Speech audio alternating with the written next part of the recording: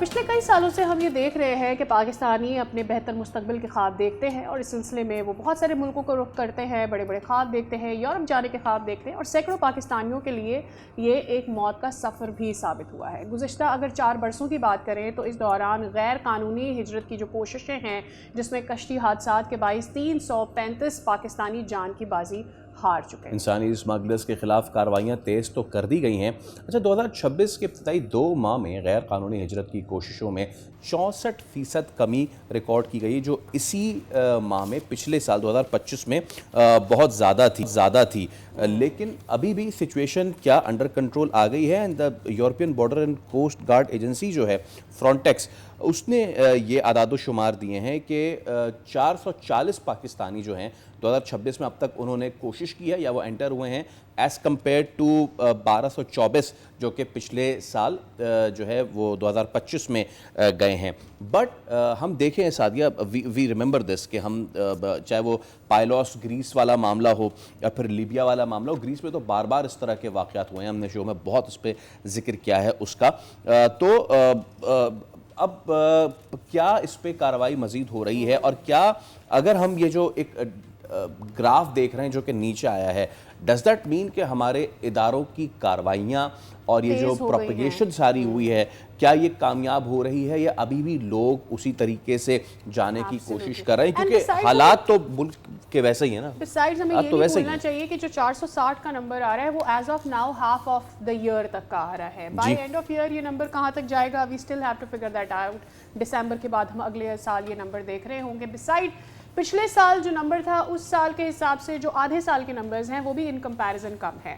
But اصل سوال یہ ہے کہ آپ کو یاد ہوگا جب لیبیا والا معاملہ خاص کر کے ہوا تھا، اس کے بعد بڑی سخت کارروائیاں کی گئی تھیں، ایجنٹس تک پہنچا گیا تھا، کئی ایجنٹس کو پکڑا گیا تھا، بیرون ملک جو ایجنٹس ہیں ان سے رابطہ کیا گیا تھا۔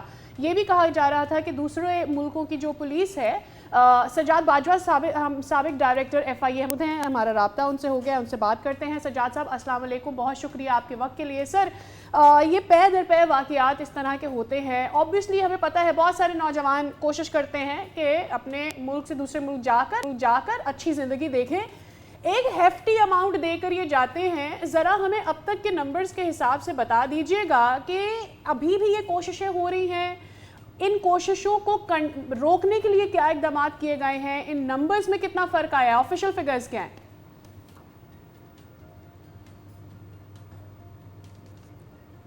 تو اب بھی ہو رہی ہے، پہلے بھی ہوتی تھی، ہوتی رہیں گی، اور اس میں تو یقیناً جو ہے وہ کمی ہو سکتی ہے، کبھی زیادہ ہو سکتا ہے۔ اس میں امیگریشن پالیسی کا بھی ہے، اس سے جو اس ٹرینڈ میں جو میجر رول ہے وہ 2-3 چیزوں پہ ہے۔ ایک تو ہے کہ جی جو ان امپلائمنٹ ہے اور آگے امپلائمنٹ اپرچونیٹیز نہیں ہے، اس کی وجہ ہے، اور اس کی وجہ سے جو لوگوں کا رجحان ہے وہ باہر جانے کو ہے۔ دوسرا ہے کہ ہماری جو امیگریشن پالیسیز ہیں اس کی وجہ سے سمسم ہوتا ہے، لیکن پچھلے کچھ سال 1.5 سال سے امیگریشن پالیسیز جو تھی وہ کافی سخت رہی، کافی لوگ آؤٹ روڈ ہوئے، اور لیکن دیکھیں جو لوگوں نے جانے اور جو ایک ٹرانس انٹرنیشنل جو ہے یہ ایک امیگریشن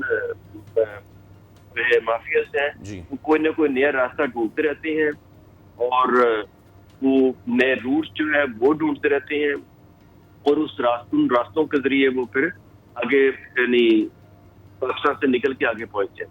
اور اس میں دیکھیں ابھی جب بھی کشتی ڈوبتی ہے تو ہمارا ایک ہوتا ہے 2-4 دن ہماری ہائپ ہوتی ہے، میڈیا میں آئے گا، جو ہمارے یعنی حکمران ہے وہ بھی اس پہ تھوڑا سا ایکشن لیں گے، اور جیسے جیسے وہ ٹھنڈا ہوتا ہے پھر معاملہ رفع دفع ہو جاتا ہے، اور کوئی ایک جامع جو پالیسی ہے نا وہ نہیں بنتی۔ میں آپ کی جامع پالیسی والی بات سجاد باجوہ صاحب، یہی میرا سوال تھا، اس کو میں ریفریش کر دیتا ہوں۔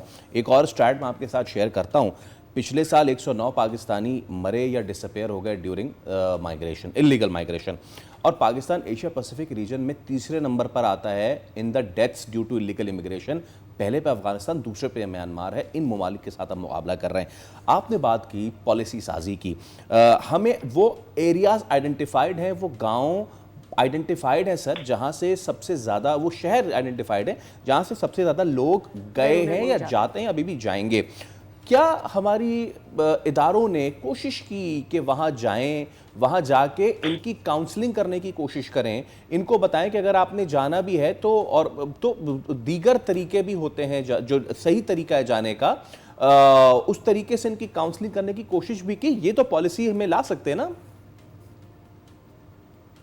پالیسیز کے لیے سب سے زیادہ جو نمبر 1 چیز ہے وہ ہے امپلائمنٹ اپرچونٹی کریٹ کرنا. جی. اور یہ جو دیکھیں جن ایریا سے لوگ جا رہے ہیں وہ گجرانوالہ گجرات ڈویژن ہے، یہ 2 ڈویژن ہے. اگر آپ وہاں سے دیکھیں تو وہاں پہ سب سے زیادہ جو پاکستان میں جو کاٹیج انڈسٹری تھی، جو گھریلو صنعت جو جس کو کہہ لیں، وہ ان ایریا میں سب سے زیادہ تھی. اور اب وہ گھریلو صنعت ختم ہو گئی ہے، اب بڑی انڈسٹریز رہ گئی ہیں. اب بڑی انڈسٹریز جب ایڈ آن نہیں ہوگا، امپلائمنٹ اپرچونیٹیز کریٹ نہیں ہوگی. آپ مجھے بتایا کہ کوئی گورنمنٹ بتائے نا کہ بھئی گجرانوالہ ڈویژن میں یا گجرات ڈویژن میں آپ نے پچھلے 5 سال میں 10 سال میں کتنی انڈسٹری ایڈ کی ہے، کام کتنی ہوئی ہے اور ایڈ آن کتنے کی ہے. گھریلو صنعت دیکھیں کوئی 10-15 سال میں گھریلو صنعت آلموسٹ وائپ آؤٹ ہو گئی ہے. اور اس کے بعد آپ نے جب بھی اگر لوگوں کے پاس اپرچونٹی نہیں ہوگی تو لوگ کیا کریں گے؟ لوگ کوئی نہ کوئی چور راستہ ڈھونڈیں گے. چور راستہ ڈھونڈنے کے لیے پھر میں نے دیکھیں جان کی بازی لگانا کوئی آسان کام نہیں ہے. جو بھی شخص جاتا ہے کچھ کرتا ہے وہ کسی نہ کسی سے مایوس ہو کے جاتا ہے.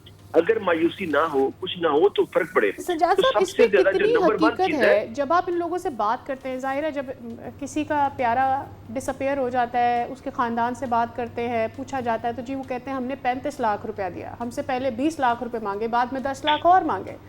اتنے پیسے تو اپنے اکاؤنٹ میں شو کر کے ویسے ہی آپ اسٹوڈنٹ ویزا میں باہر چلے جاتے ہیں. پوائنٹ از کہ کیا وجہ بنتی ہے کہ کیا ان کی ڈاکیومنٹیشن کا مسئلہ ہوتا ہے، کیا اور دیگر لیگیلٹیز ہوتی ہے؟ امیگریشن کے آپ بار بار ذکر کر رہے ہیں کہ ہم نے اتنا مشکل بنایا ہوا ہے. کیا مسئلہ ہوتا ہے کہ یہ 35 لاکھ ادروائز خرچ کر دیتے ہیں اور ان لیگل راستے سے جاتے ہیں؟ کاؤنسلنگ 35 لاکھ خرچ کرنا ہے. موسٹلی لوگ جو میجارٹی ہیں وہ اپنی جمع پونجی ساری لگا کے بیچ کے چلے جاتے ہیں پہلی بات. دوسری بات یہ ہے کہ ان کو ہوتا ہے کہ اس کے بعد شاید ہم دیوا چلتے ہیں کہ شاید اگر ہماری قسمت بدل جائے گی. دوسری بات یہ ہے کہ دیکھیں کہ جو یہ ڈنکی لگانے والے ہیں ان میں میجارٹی وہ لوگ ہوتے ہیں جو ایجوکیشن جن کی نہیں ہوتی ہے. اگر ایک بچے کی ایجوکیشن اچھی ہے تو وہ اسٹڈی ویزا کے لیے چلے جائے گا اور اسٹڈی بیس پہ کسی نہ کسی ملک میں، یورپین ملک میں جائے گا، وہاں سیٹل ہو جائے گا.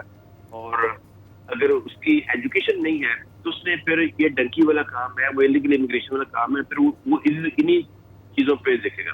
ان کا فوکس ہوگا کہ میں نے کیسے جانا. تو ظاہر ہے اس کا ویزا تو لگ نہیں سکتا، نہ اس کا وہ انٹرویو میں پاس ہو سکتا ہے، نہ اس کو کچھ آگے داخلہ ہو سکتا ہے. تو یہ جو جانے والی ہیں یہ یا تو انڈر ایج بچے ہوتے ہیں یا وہ بچے جو ابھی جن کی تعلیم کوئی نہیں ہے، یا پھر جو یعنی اگر آپ 20-30s میں بھی لوگ یا 40s میں جائیں گے تو یہ وہ لوگ ہیں جو ان ایجوکیٹڈ ہیں. تو اس لیے سب سے زیادہ جو ہے دیکھیں ابھی آپ ہم پاکستان کو بھی چھوڑ دیں، پچھلے سال جو تھا انڈیا سے 1 لاکھ بندہ 90,000 پلس جو تھے وہ انلیگل یو ایس میں انٹر ہوئے. 1 لاکھ بندہ پاکستان سے جو انڈین ہے وہ انٹر ہوئے. ٹھیک ہے جو 23-24 میں. اچھا اب دیکھیں کہ عرب ممالک سے جب تک عرب ممالک میں سکون تھا، کوئی عرب آپ کو یورپ میں نظر نہیں آتا تھا. جو جاتا تھا وہ صرف اپنے سیر سپاٹے کے لیے جاتا تھا، یا جو بہت زیادہ جو امیر لوگ تھے انہوں نے اپنا کہیں گھر رکھا ہوا ہے تو چند دنوں کے لیے سیر سپاٹے کے لیے چلے گئے. جب جیسے حالات وہاں خراب ہوئے، قتل و غارت شروع ہوئی تو لوگوں نے جانا شروع کر دیا.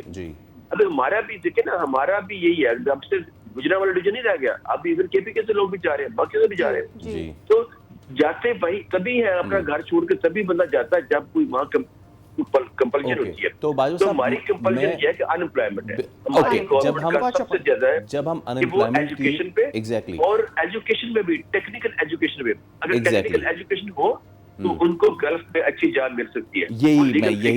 میں یہی exactly I was about to. Education میں ابھی دیکھیں پنجاب گورنمنٹ ہے، پنجاب گورنمنٹ نے سب سے زیادہ جو ہے ایجوکیشن تو پرائیویٹائز کر رہے ہیں. ہماری کوئی پرائرٹی نہیں ہے کوئی بھی کہ ہم نے تعلیم کو لوگوں کو کیسے ایجوکیٹ کرنا ہے. تو اس میں پھر باجوہ صاحب آپ یہ سمجھتے ہیں کہ اس میں منسٹری آف ایجوکیشن اور اس سے زیادہ وزارت محنت و افرادی قوت کا بھی بہت بڑا کردار ہے؟ جی بالکل ہونا چاہیے. دیکھیں یہ پرائم منسٹر سے لے کے منسٹری تک سب کا ہوتا ہے کہ آپ دیکھیں کہ 70s میں جابز کریٹ کی گئی. وہاں پہ اپرچونٹی کریٹ کی گئی, اس کے مطابق پھر جو تھا وہ میں نے ڈپارٹمنٹ بنایا گیا, ایک منسٹری کریٹ کی گئی, اور اس کے بعد ہمارے کتنے لوگ وہاں پہ گلف میں سیٹل ہوئے, آج بھی جا رہے ہیں. لیکن وہ جو مین پاور منسٹری ہے اس کا کوئی رول نہیں ہے کوئی بھی. ابھی صاحب میں کہوں گا زیرو رول ہے تو زیرو رول ہے. وہاں پہ سوائے اپنی فیس لینے کے لیے اور یا کچھ بھی نہیں ہے, کرپشن کرنے کے لیے وہاں پہ کوئی ان کا رول نہیں ہے. سجاد صاحب دو بہت اہم پوائنٹس آپ نے ریز کیے ہیں اور ہم ضرور کنٹینیو کرتے اس پہ, لیکن وقت کی کمی ہے. بہت شکریہ آپ کے وقت کے لیے. تو جو ہوئی ہے سب سے اہم چیز یہ کہ آئیڈینٹیفائی کیا کہ کیوں لوگ جا رہے ہیں اس سلیکٹڈ ریجن سے, اور اگر جا رہے ہیں تو ان کو باعزت طریقے سے کیسے بھیجا جائے, اس پہ کاؤنسلنگ کی ذمہ داری کس کی ہے. سبسکرائب کریں اور بیل دبائیں تاکہ کوئی خبر رہ نہ جائے.